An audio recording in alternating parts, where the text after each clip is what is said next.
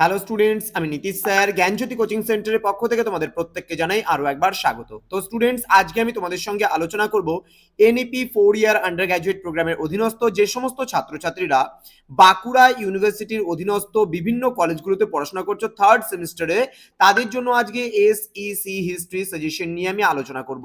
2024-25 সালের যে সমস্ত শিক্ষার্থীরা পরীক্ষা দেবে তাদের জন্য কিন্তু আজকের এই সাজেশনটি। ক্লাসটি শুরু করার পূর্বে তোমাদেরকে বলে রাখি, এই সাজেশনটা কিন্তু আমরা দুটো পার্টে দেব।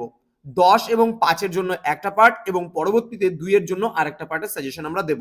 তো আজকে আমরা 10 এবং 5-এর আলোচনা করব। তোমাদের বলে রাখি, যারা এখনো চ্যানেলটিকে সাবস্ক্রাইব করোনি তারা অবশ্যই চ্যানেলটিকে সাবস্ক্রাইব করে পাশে থাকা বেল আইকন অল প্রেস করে দাও, যাতে নেক্সট টাইম থেকে কোনো ভিডিও আপলোড করলে তার নোটিফিকেশন তুমি সবার আগে পেতে পারো। এছাড়া তোমরা যারা ভাবছো যে অনলাইনে আমাদের ক্লাস জয়েন করবে, তারা অবশ্যই সময় নষ্ট না করে আজই যোগাযোগ করো আমাদের অফিসিয়াল নাম্বার 7076398606 নাম্বারে অথবা 6295916282 নাম্বারে।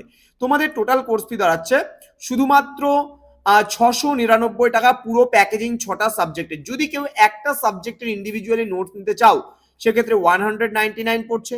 দুটো সাবজেক্ট যদি কেউ নিতে চাও তাহলে 299 দিতে হচ্ছে। তিনটে সাবজেক্ট যদি কেউ চাও 399। এইভাবে করে কিন্তু আমাদের কোর্স ফিটা নেওয়া হয়।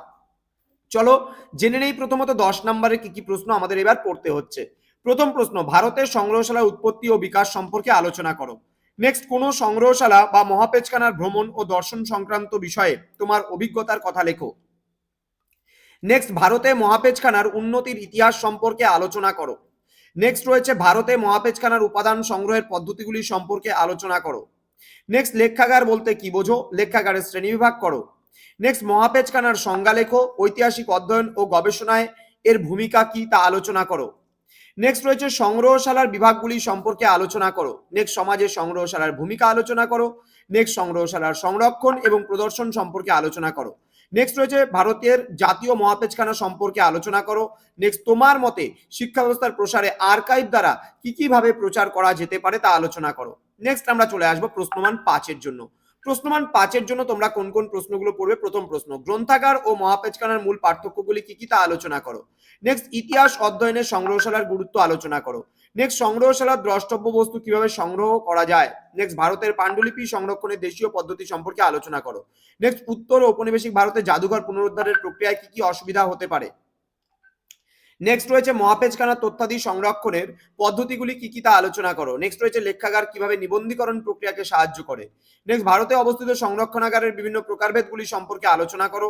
নেক্সট, ইতিহাস গবেষণায় কোচবিহার প্যালেস মিউজিয়ামের ভূমিকা আলোচনা করো।